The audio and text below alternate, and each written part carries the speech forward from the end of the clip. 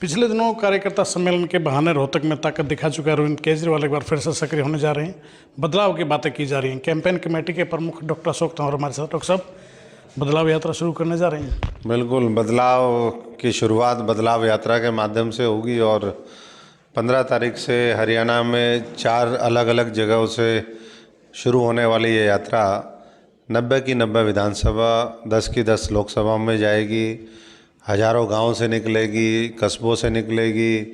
अलग अलग वर्ग विशेष को इस यात्रा के माध्यम से अरविंद केजरीवाल जी और आम आदमी पार्टी की नीतियों से, उनके संकल्प से रूबरू कराने का काम करेंगे।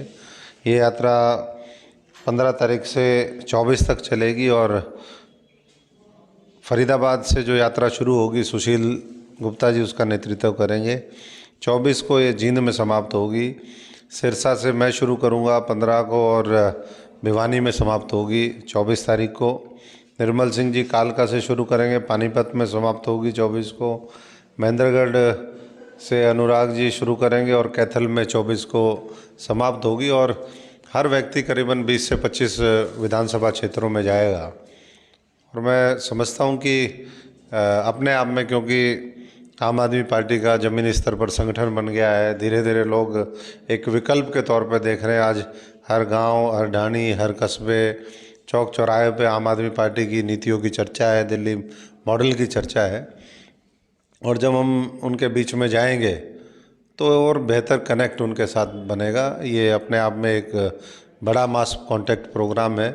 और इस यात्रा के समापन पर जनवरी माह में एक महारैली जींद के अंदर भी आयोजित होगी, जिसमें अरविंद जी और भगवंत मान वहाँ पर पहुँचेंगे। क्या लगता है सभी हलकों को कवर करके माहौल बदल पाएंगे आप लोग?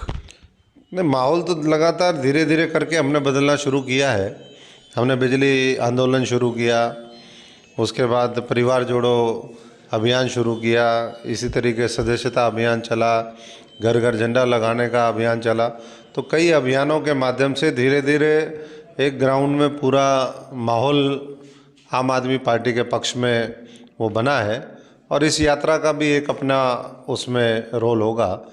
वैसे तो आम आदमी पार्टी ने स्पष्ट कहा कि विधानसभा चुनाव 90 की 90 सीटों पे हम अकेले लड़ेंगे, लेकिन इंडिया गठबंधन उसको भी इससे मजबूती मिलेगी। अगर पार्टी का शीर्ष नेतृत्व लोकसभा के लिए गठबंधन मिलकर के लड़ेगा तो मैं समझता हूँ कि आम आदमी पार्टी हर तरीके से तैयार है। लेकिन इंडिया गठबंधन का आपने जिक्र किया, उसको तो पूरी दुनिया ने देखा है क्या हालात हुए हैं।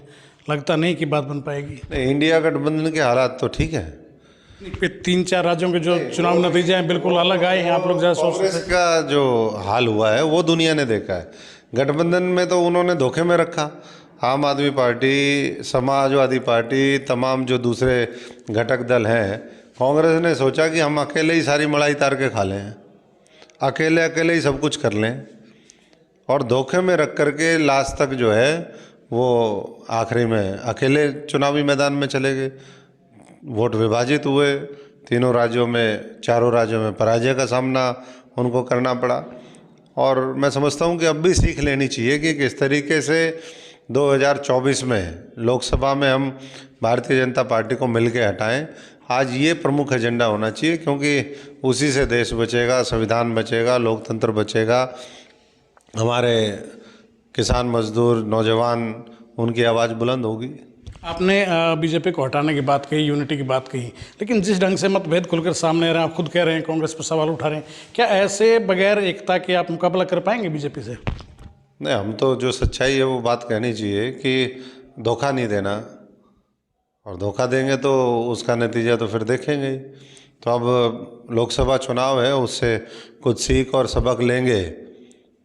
तो मैं समझता हूँ कि अब एक दूसरे के ऊपर ही अगर कटाक्ष करते रहेंगे, पीछे बहुत से लोगों ने कटाक्ष किए भी हैं, तो अब मैं समझता हूँ कि अब उनको समझ में आ गया होगा कि आम आदमी पार्टी का आधार बन गया है। और मिल कर के अगर लड़ेंगे तो 10 की 10 नहीं, ये उत्तरी भारत के जो 4-5 राज्य हैं, जिसमें दिल्ली है, पंजाब है, चंडीगढ़ है, हरियाणा है, ये 31 सीटों के ऊपर एक तरफा चुनाव होगा इंडिया गठबंधन का। और इसमें आम आदमी पार्टी एक मजबूत वो घटक दल भी है और साथ साथ जो है वो ज़मीनी स्तर पर मजबूत काडर हमारा है। हरियाणा के संदर्भ में अगर बात करें तो खासतौर से मध्य प्रदेश के, राजस्थान के, छत्तीसगढ़ के जो नतीजे हैं, क्या लगता है हरियाणा को कितना प्रभावित कर पाएंगे? हरियाणा को प्रभावित, जो हवा में थे उनकी तो हवा निकाली है थोड़ी, और ये एक लोगों के मन में, हम तो गांव में घूमते हैं, रोज़ चर्चा होती है लोगों से, लोगों के मन में ये बात आ गई कि भाई कांग्रेस नहीं लड़ सकती भारतीय जनता पार्टी से, कांग्रेस भारतीय जनता पार्टी को हरा नहीं सकती, तो इसलिए आम आदमी पार्टी को आगे लाना चाहिए। जैसे दिल्ली और पंजाब के लोगों ने आम आदमी को चुना था, वैसे ही अब हरियाणा के लोग भी आम आदमी पार्टी के लिए तैयार हो गए हैं, और उसके लिए वो पूरी ताकत लगाएंगे, हम भी अपनी पूरी ताकत लगाएंगे। पूर्व मुख्यमंत्री भूपेंद्र सिंह हुड्डा तो कह रहे हैं 2024 में हरियाणा में हम लोग सरकार बनाने जा रहे हैं। अब वो हर जगह ही कहते हैं, अभी राजस्थान में भी लगाया था उनको, मध्य प्रदेश में भी हरियाणा वाले ही लगे हुए थे, छत्तीसगढ़ में भी लगे हुए थे। जो लोग यहाँ ज़मीन पे काम नहीं करते, भारतीय जनता पार्टी के खिलाफ मजबूत लड़ाई नहीं लड़ते, उनके साथ साठ-गांठ कर लेते हैं, उनके सामने सरेंडर कर जाते हैं, ऐसे लोगों से, ऐसी पार्टियों से, ऐसे नेतृत्व से हरियाणा की जनता को कम से कम उम्मीद नहीं है। और इन्होंने खुद एक्सपोज कर लिया अपने आप को, गुटबाजियाँ, अनुशासनहीनता, मेहनत करने की कोई उनका जज्बा और जुनून नहीं है, तो ऐसे में सरकार बनाएंगे कैसे? केवल जनता को ये सोचे कि भाई जनता बदलना चाहती है तो हमारा मौका लग जाएगा।